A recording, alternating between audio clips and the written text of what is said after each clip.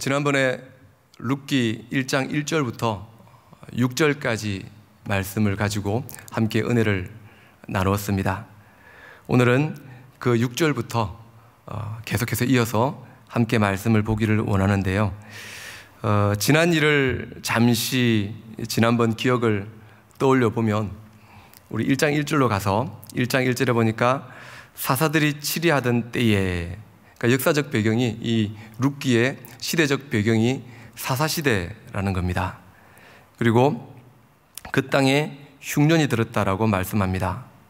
그러니까 오늘 본문 룻기 1장은 사사시대고 여호수아 2장을 참고하면 오늘 여기 룻기에 나오는 이제 1, 2, 3, 4장에 나오는 보아스의 어머니가 여호수아 2장에 나오는 여리고성에 있던 기생 라합입니다. 그렇게 보자면 여호수아 2장과 오늘 룻기 1장을 종합해 보면 사사시대고, 그리고 정복 전쟁이 시작된 지, 여리고성이 함락된 지 그리 오랜 시간이 지나지 않은 사사시대라는 겁니다. 가나안 땅에 흉년이 들었습니다. 여러분, 약속의 땅 아닙니까? 하나님께서 약속하신 땅이고 하나님께서 가라고 말씀하신 그 땅에 들어왔는데 그리 오랜 시간이 지나지 않아서 흉년이 들었고, 베들레헴에 사는 엘리멜렉이라고 하는 사람이 아내와 두 아들을 데리고 베들레헴을 떠나 모압 땅으로 가는 그 장면으로 룻기는 시작합니다. 베들레헴을 떠나 모압으로 갑니다. 3절에 보니까 엘리멜렉이 죽습니다. 하지만 나오미에게는 두 아들이 아직 남았습니다. 4절에 보니까 남은 두 아들을 모압 여자들과 결혼시킵니다. 비록 남편 엘리멜렉은 죽었지만 하나님이 금했던 이방 며느리를 통해서 그래도 두 아들이 가정을 이루게 됩니다.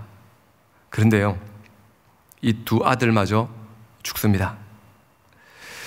1장 21절에 보니까 이렇게 말씀합니다. 내가 풍족하게 나갔더니 여호와께서 내게 비어 돌아오게 하셨느니라. 나오미가 베들레헴으로 다시 돌아오면서 한 말입니다. 내가 비어 돌아왔다. 텅 비어 돌아왔다. 나름 풍요롭게 살던 한 가족이 더 행복하게 살아보겠다고 나갔는데 웬일입니까? 남편이 죽었습니다. 조금 있다가 두 아들마저 죽어버립니다. 그때 그 어미의 마음은 어떨까요? 세상을 향해 갔던 한 가족의 이야기. 오늘은 이어서 이 세 과부의 이야기, 한 과부는 되돌아가고 두 과부가 돌아오는 이야기가 이어집니다. 6절을 한번 같이 보겠습니다. 지난번에 6절까지 봤는데요, 오늘은 그 6절부터 다시 살펴보기를 원합니다. 6절입니다. 그 여인이 모압 지방에서 여호와께서 자기 백성을 돌보시사 그들에게 양식을 주셨다 함을 듣고 이에 두 며느리와 함께 일어나 모압 지방에서 돌아오려 하여. 그 여인이로 시작되죠. 그 여인이 누굽니까? 나오미입니다. 나오미. 그 나오미가 듣고 뭘 들었습니까? 베들레헴에 있는 그 사람들에게 하나님께서 이제 흉년을 거두고 이제 먹고 살 만큼 은혜 베푸셨다는 그 이야기를 듣고 모압 땅에서 돌아오려고 합니다. 근데 여러분, 참 재밌는 거는요, 나오미가 베들레헴을 떠나서 모압으로 갈 때 흉년 때문에 떠났잖아요. 그러니까 베들레헴이라는 뜻이 베트와 레헴, 떡집, 빵집 또는 양식 창고, 곡식 창고라는 뜻이거든요. 그래서 이 베들레헴에서 레헴 때문에 모압 땅으로 거주지를 옮겼습니다.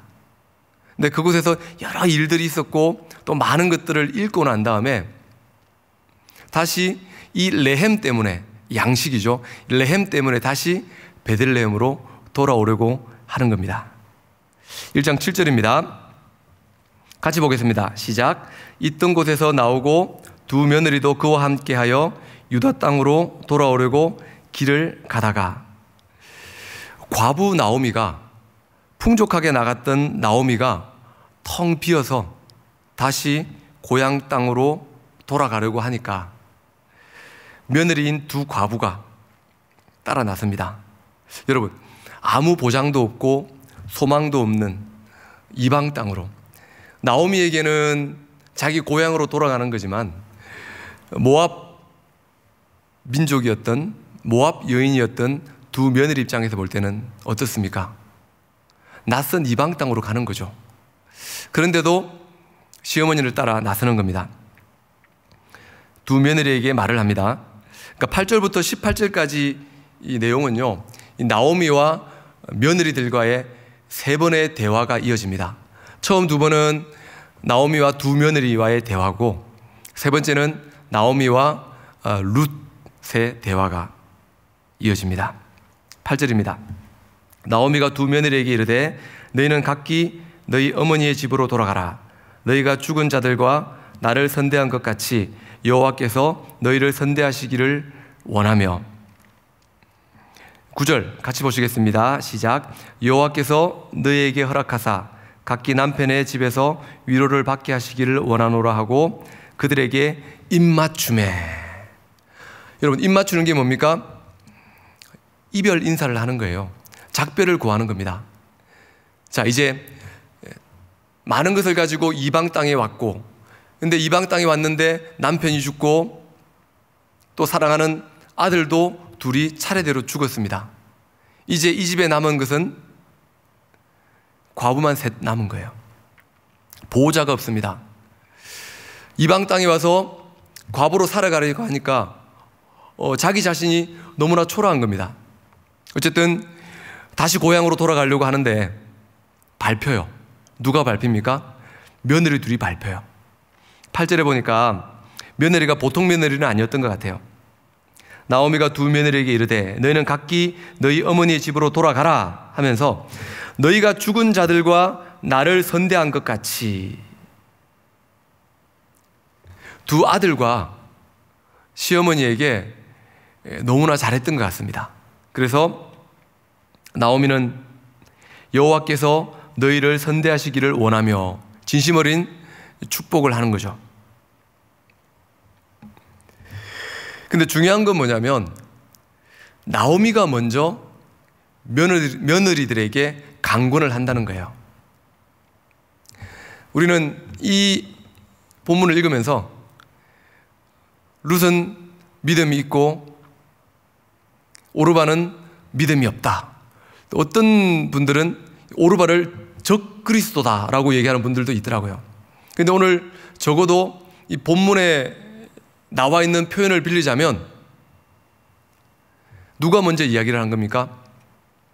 시어머니가 먼저 내가 돌아가려고 하니 나를 따라오는 저 두 며느리가 눈에 밟히는 겁니다.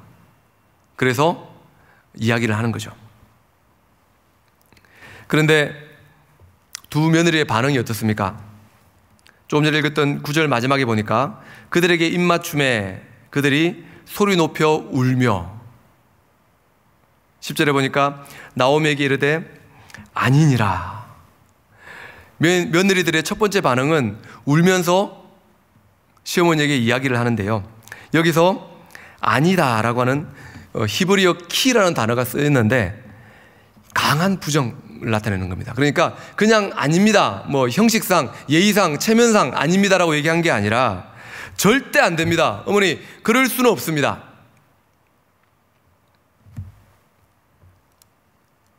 우리는 어머니와 함께 어머니의 백성에게로 돌아가겠습니다.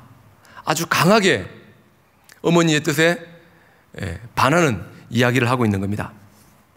여러분, 이제 홀로 남은 이 이방인 시어머니를 떠나도, 또 한 이방 여인을 버리고 떠나도 누구 하나 뭐라 할 사람이 없습니다. 그리고 누가 먼저 나를 떠나가라고 얘기하는 거예요? 시어머니가 다시 돌아가라는 거예요. 지금 모압 땅에서 일어나서 베들레헴으로 가는 그 길목인데 너무 눈에 밟히니까 그냥 니들 민족에게로 다시 돌아가라라는 거예요. 그럼에도 불구하고 이들은 울면서 나오미와 함께 가겠다고 고백을 하고 있는 겁니다. 11절에 보니까 나오미가 이르되 내 딸들아 돌아가라. 이제 두 번째 강권을 하는 거죠. 첫 번째 눈에 밟혀서 돌아가라고 했더니 며느리들이 강하게 거부하면서 아닙니다. 엉엉 울면서 어머니를 따라가겠습니다 라고 얘기하니까 다시 한 번 더 이야기를 합니다. 내 딸들아 돌아가라. 근데 여러분, 첫 번째 강권할 때는 8절하고 9절에 첫 번째 나오미가 이야기할 때는 너희라는 단어를 씁니다. 한번 볼까요? 8절에 보니까 나오미가 두 며느리에게 이르되 너희는 각기 너희 어머니의 집으로 돌아가라. 너희가 죽은 자들과 나를 선대한 것 같이 여호와께서 너희를 선대하기를 원하며 9절에 여호와께서 너희에게 허락하사 각기 남편의 집에서 위로를 받게 하시기를 원하노라 하고, 그 며느리들에게 뭐라고 얘기해요? 너희라고 얘기했어요. 계속해서 반복적으로. 근데 며느리들이 말을 안 듣는 거예요. 그러니까 이 시어머니 입장에서는 그게 더 안타깝고 마음에 더 밟히는 겁니다. 그래서 11절에 내 딸들아 돌아가라. 12절에 내 딸들아 되돌아가라. 13절에도 내 딸들아. 그러니까 처음에는 너희라고 했던 나오미가 며느리들이 말을 안 들으니까 정말 그녀의 진심을 담아서 내 딸들아 라고 이야기를 하고 있는 겁니다. 12절에 보니까 내 딸들아 되돌아가라. 나는 늙었으니 남편을 두지 못할지라 가령 내가 소망이 있다고 말한다든지. 여기서 가령은요 설령, 그러니까 가정법이잖아요. 여기서 말하는 가정은, 이 가령이라고 하는 이 가정법은요 불가능한 가정이에요. 그러니까 정말 내가 그럴 가능성이 있어서 하는 이야기가 아니라 나오미는 지금 자기가 하고 있는 이 말이 전혀 이루어질 가능성이 없는 거예요.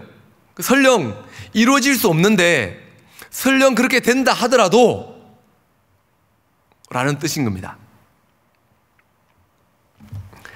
소망이 없다는 것을 강조해서 이야기하고 있는 거예요.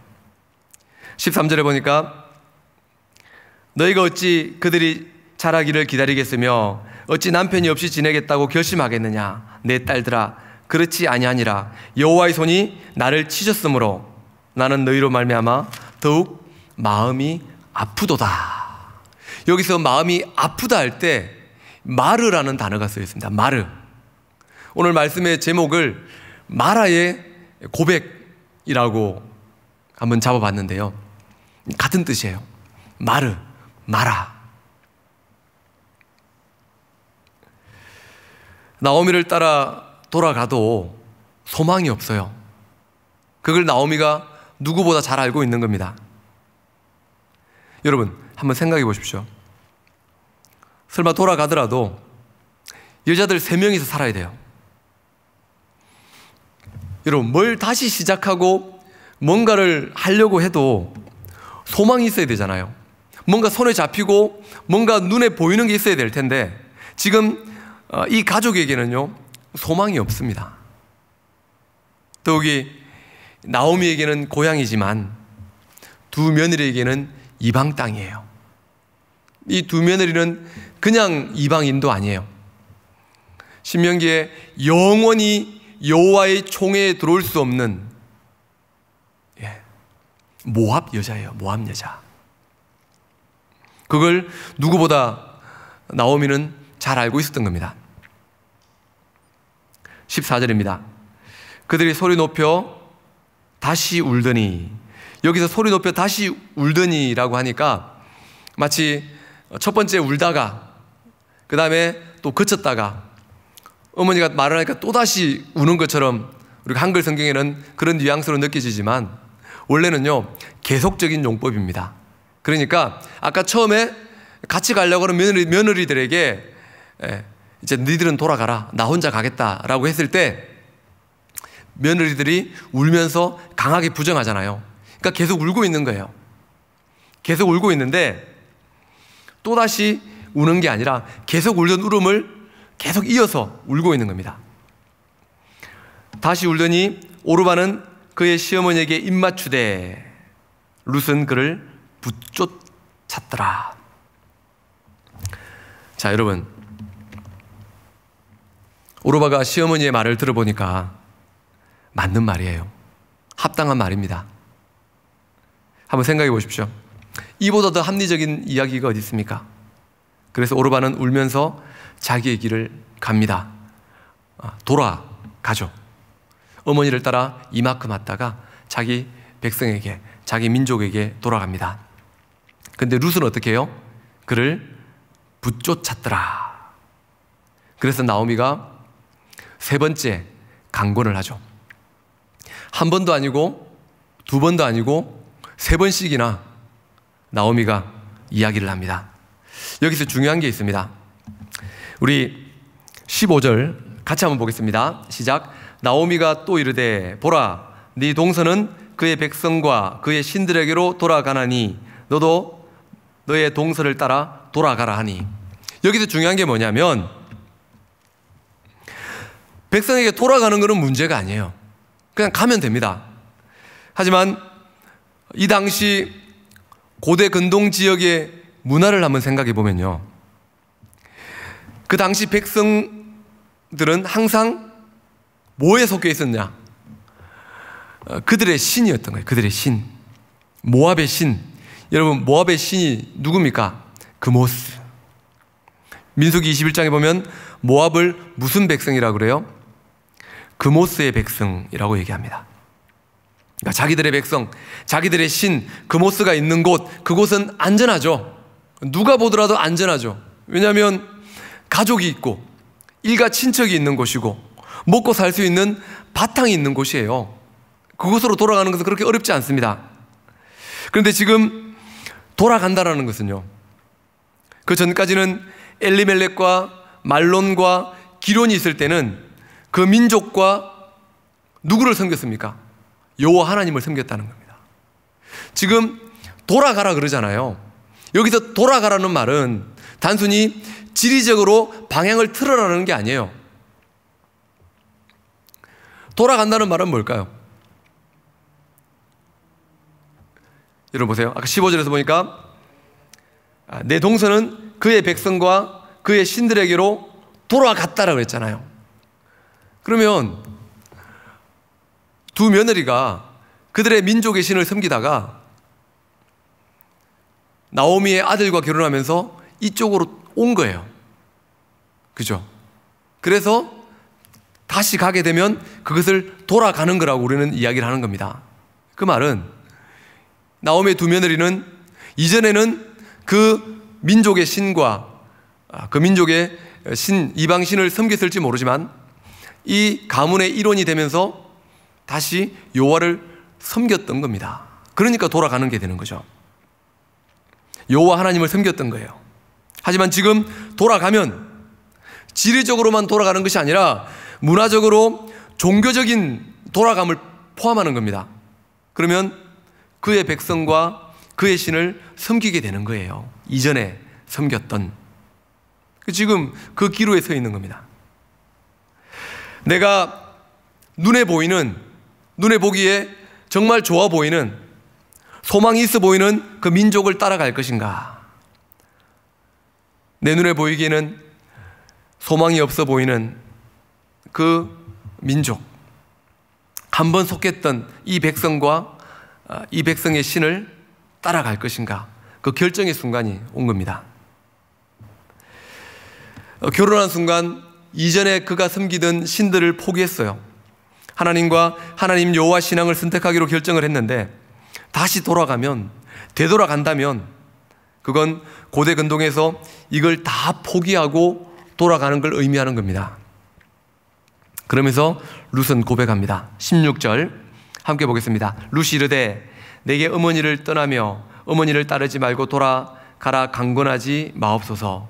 어머니께서 가시는 곳에 나도 가고 어머니께서 머무시는 곳에 나도 머물겠나이다. 어머니의 백성이 나의 백성이 되고 함께 오십니다. 시작. 어머니의 하나님이 나의 하나님이 되시리니. 룻의 신앙 고백인 겁니다.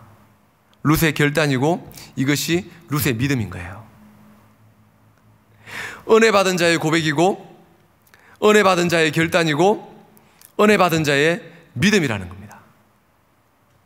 여러분, 룻은 지금 무엇을 보고 시어머니를 따라가려고 합니까? 시어머니의 하나님, 나오미의 하나님이 나의 하나님이 되고 라고 이야기합니다.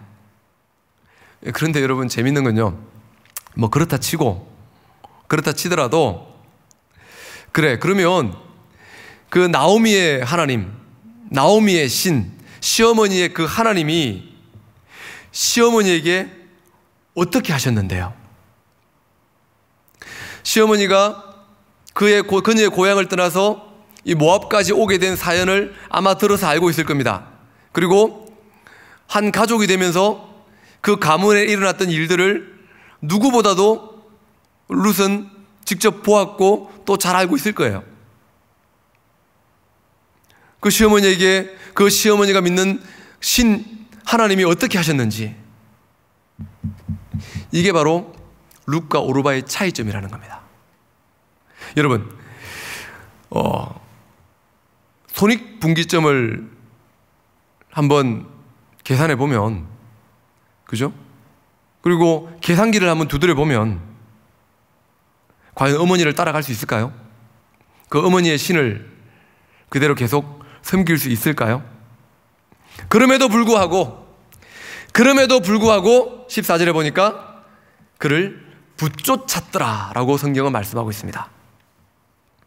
여러분, 1장부터 4장까지 뭐 얼마 안 되는 장수지만 이 4장까지 전체를 다 읽고 나면 그때야 큰 그림이 보이는 거예요.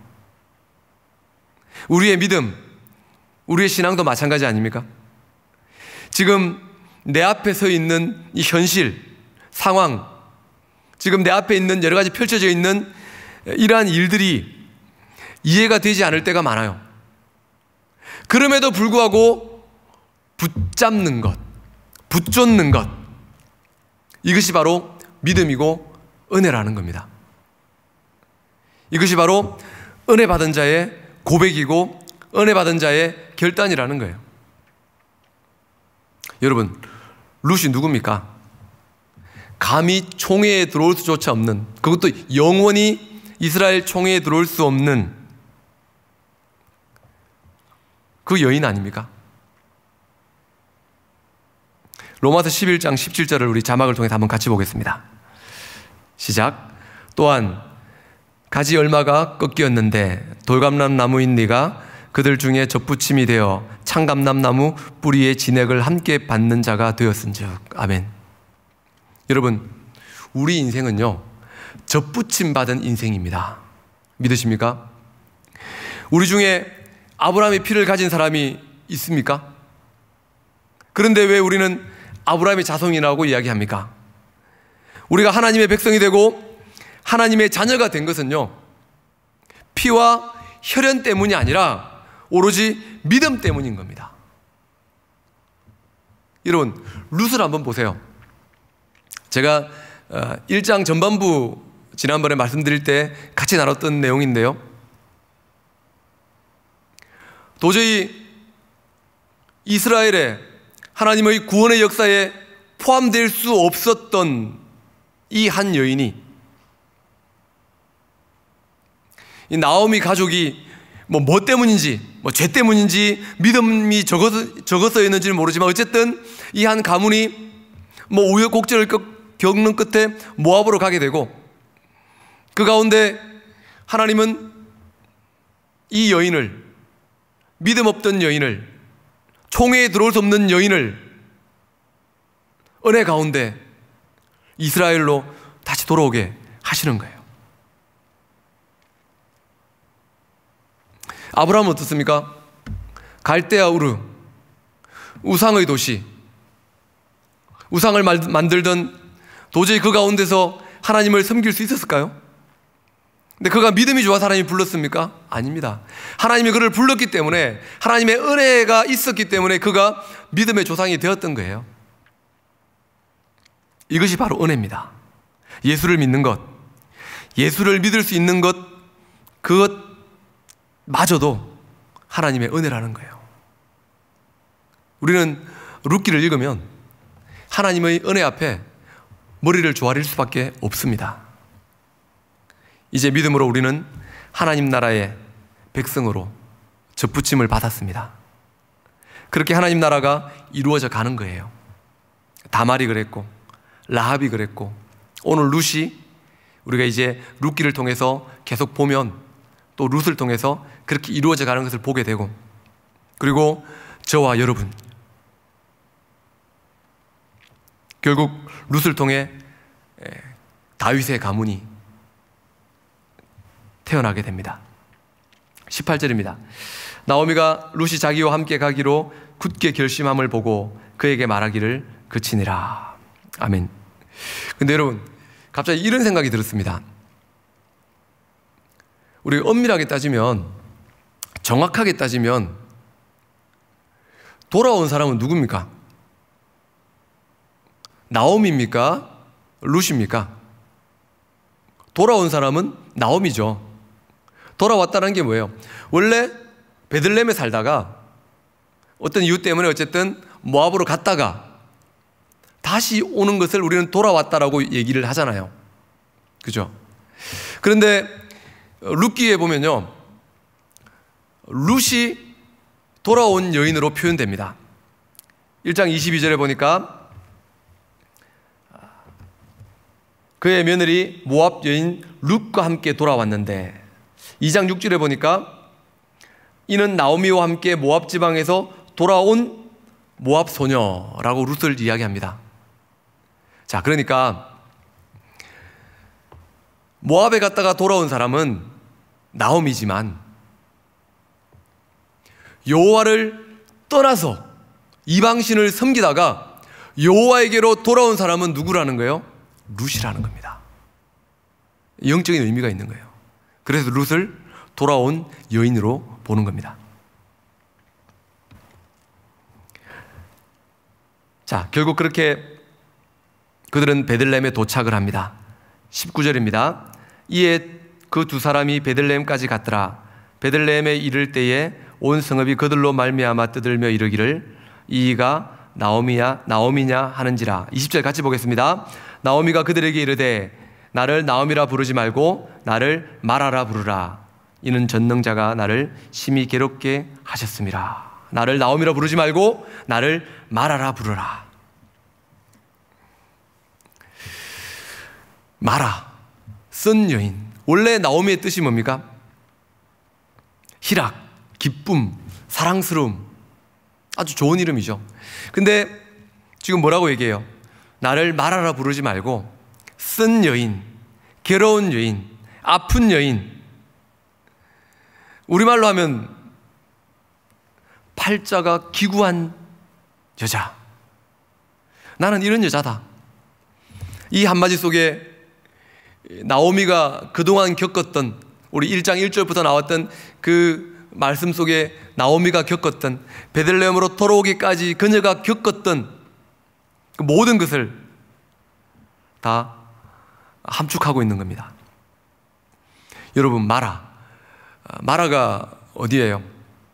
출애굽기 15장에 보면 출애굽한 이스라엘 백성들이 광야를 걸어가다가 목이 말라 죽을 것 같아요. 그래서 이 마라에 도착합니다. 근데 여기에 있는 물이 너무 써서 마실 수가 없어요. 그래서 백성들이 원망을 하죠. 그러니까 이 먹을 수 없는 물에 하나님이 말씀하신 대로, 하나님이 명하신 대로 나뭇가지를 던지니까 먹을 수 있게 된 겁니다. 그러니까 쓴 물이 단물이 된 거예요. 어떤 사람들은 이 마라를 바라보면서 하나님을 원망하고 하나님을 불평하게 된 불평의 샘, 고난의 샘이라고 이야기할 수 있습니다. 하지만 여러분, 잘 생각해 보세요. 하나님의 말씀으로 하나님의 개입이 있었던 거예요. 하나님의 간섭이 있었던 겁니다. 하나님의 역사하심이 있으니까 이 쓴물이 단물로 바뀌잖아요. 이게 믿음이에요. 여러분 무엇을 바라보십니까? 마라를 바라보면서 그냥 단순히 불평했던 곳, 믿음이 없었던 곳, 고난의 샘물로 보십니까? 근데 결국 마라는 채워주심의 샘이었고 은혜의 샘이었고 채워주시는 하나님을 직접 경험했던 장소라는 겁니다. 사실 이 고백을 통해서 우리는 이 마라에 개입하시는, 간섭하시는, 역사하시는 하나님을 기대할 수 있는 거예요. 우리 1장 21절을 계속해서 보겠습니다. 내가 풍족하게 나갔더니 여호와께서 내게 비어 돌아오게 하셨다. 다 읽고 돌아왔다. 텅텅 비어 돌아왔다라고 얘기합니다. 근데 여러분, 아까 마라에 대한 이야기에서도 봤다시피 인간의 불평과 인간의 원망이 있는 곳에서, 우리의 불신앙이 있는 곳에서 하나님은 개입하시더라는 거예요. 그래서 룻기를 읽으면 내 힘으로 할 수 있는 것이 아무것도 없다는 것을 깨닫게 되는 겁니다. 텅텅 비어 돌아온 나오미에게, 모든 것을 잃고 돌아온 나오미에게 그때부터 하나님께서 시작하시는 거예요. 우리 룻기 4장 13절 한번 우리 자막을 통해서 같이 보겠습니다. 룻기 4장 13절입니다. 이에 보아스가 룻을 맞이하여 아내로 삼고 그에게 들어갔더니 여호와께서 그에게 임신하게 하심으로 그가 아들을 낳은지라. 14절 여인들이 나오미에게 이르되 찬송할지로다 여호와께서 오늘 내게 기름 물을 자가 없게 하지 아니하셨도다. 이 아이의 이름이 이스라엘 중에 유명하게 되기를 원하노라. 15절 이는 내 생명의 회복자이며 내 노년의 복량자라. 곧 너를 사랑하며 7 아들보다 귀한 자며 내 며느리가 낳은 자로다 하니라. 나오미가 아기를 받아 품에 품고 그의 양육자가 되니 17절에 그의 이웃 여인들이 그에게 이름을 지어주되 나오미에게 아들이 태어났다 하여 그의 이름을 오벳이라 했는데 그는 다윗의 아버지인 이새의 아버지였더라. 아멘. 보아스가 룻과 결혼하게 됩니다. 4장 말미에. 그래서 아기가 태어나죠. 후사를 낳게 되고 이 아이가 나오미의 기업 물을 자가 되고 그렇게 나오미의 삶이 채워지게 됩니다. 마라의 고백 속에는 텅 빈 그녀의 현실, 그녀의 아픔이 담겨져 있지만 하나님의 개입으로 마라의 샘물의 불평 가운데 하나님이 그들에게 간섭하시고 그들에게 개입하시고 그들에게 역사하셨던 것처럼 이 마라라고 고백하는 이 여인의 삶 가운데 하나님은 그녀의 아픔과 그녀의 고통과 그녀의 비참한 삶 가운데 개입하셔서 텅 빈 그녀의 삶을 룻기가 끝나가는 말미에는 풍성함으로 채워주시는 하나님의 은혜를 보게 됩니다. 그래서 어떤 분은 룻기를 구속사의 축소판이다라고 이야기를 합니다. 사랑하는 여러분, 나오미의 인생에 하나님의 간섭과 개입, 텅 빈 나오미를 채워주시는 그 모습들, 우리의 인생에 마라의 셈이 있다면 기억하시기를 바랍니다. 하나님은 나의 실패를 사용하시고 나의 믿음 없음을 통해서 당신의 사역을 이루어 가십니다. 나의 자격 없음, 나의 부족함을 통해서 한 조각 또 한 조각의 퍼즐을 맞춰 가시는 거예요. 그러니까 내가 할 수 있는 것은 1도 없는 거예요. 여러분, 내 능력으로, 내 힘으로, 내가 가진 그 무엇으로 우리가 하나님을 섬길 수 있다고 보십니까? 아니에요. 그렇기 때문에 우리는 룻기를 읽으면 겸손해질 수밖에 없습니다. 오늘 마라의 고백, 나오미의 이 쓰디쓴 고백을 통해서 마라의 쓴물을 변화시켜 주신, 마라라고 고백했던 나오미의 텅 빈 인생을 채워주실 바로 그 살아계신 하나님의 은혜를 기억하는 인생이 되시기를 다시 오실 주님의 이름으로 간절히 부탁드립니다. 오늘 이 말씀을 기억하면서 같이 한번 기도하는 시간을 갖기를 원합니다. 여러분 눈을 감으시고 정말 가진 것 없이 비참한 모습으로 그들의 이웃들에게 나를 더 이상 나오미라 하지 말고 말하라고 해라. 나는 저주받은 여인이다. 나는 인생에 있어서 가진 것 없는 밑바닥의 삶을 산 남은 것 없는 불쌍한 여자다라고 고백했던 이 마라의 고백을 통해 역사하실 하나님을 기대하고 우리 시간 같이 한번 기도하는 시간 갖기를 원합니다. 기도하겠습니다. 하나님 아버지 감사합니다. 하나님, 나약한 우리의 모습들, 하나님 내 힘으로 사는 것 같지만 오늘 이 말씀을 통해서 우리의 힘으로 할 수 있는 것이 아무것도 없음을 다시 한번 깨닫게 됩니다.